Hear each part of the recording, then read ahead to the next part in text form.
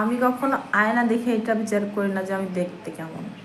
আমি কখনো বিচার করি না আমি দেখতে ভালো কি খারাপ, আমি কেমন আছি, কি পরে আছি, কেমন বেশি আছি। আমার যখন খারাপ সময় চলছে, আমার পাশে যখন কেউ নেই, তাহলে আমাকে নিজেকে অত পারফেক্ট করে রাখার মতো কোনো দরকার নেই।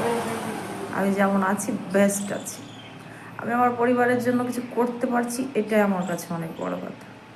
একটা সময় ছিল যখন আমার ঘরের অবস্থা খুব খারাপ ছিল, আমার বর অসুস্থ ছিল, কিন্তু আমার সাপোর্ট করার মতো কেউ ছিল না।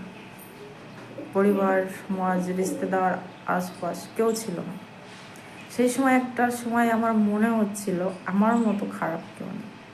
আমি যদি এখন খুব সুন্দর করে সেজে গুজে ঘুরে বেড়াচ্ছি, অনেকেই আমার তারিফ করবে, আমার আগে পিছনে ঘুরবে হয়তো বা, কিন্তু তাদের শুধু একটা মতলব নিয়ে, আমাকে কেউ সাপোর্ট করতে আসবে না।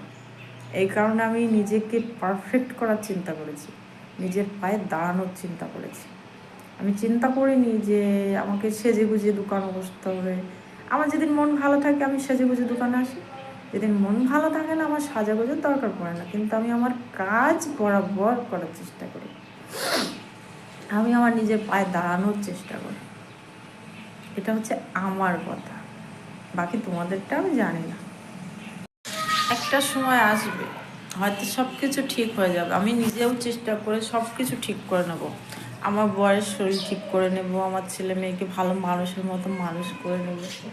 বাট আমার খারাপ সময় যেসব লোকগুলো শুধু দূরে বসে বসে আমার নিন্দা করেছে, খারাপ ভেবেছে, আমি তাদেরকে দেখবো একবার যে তারা কি করছে। আমাকে সাপোর্ট করেনি কোনো ব্যাপার না, কিন্তু আমি কাউকে খারাপ বলবো না, ফির কাউকে ভালো বলবো না। আমার এই ছোট্ট ঘরটা, আমার এই ছোট্ট দুটো ছেলে মেয়ে আছে, আমার বর আছে, আমি চেষ্টা করি সবসময়। স্পেশালি 2 বছর হয়ে গেছে আমি নিজের সঙ্গে নিজে একটা লড়াই করছি। অনেকে হয়তো দেখেছো আমি ভিডিও পোস্ট করেছি, প্রায়ই আমি হসপিটালে থাকতাম, বাট এখন আমার বর অনেকটা ভালো আছে। সেটা হয়তো ভগবানের আশীর্বাদ, তোমাদের আশীর্বাদ। আর সেই খারাপ সময়টাকে আমি হয়তো একটু হলেও জয় করতে পেরেছি। আজকে আমি নিজের পায়ে দাঁড়াচ্ছি, যেটুকুই পারি চেষ্টা করছি।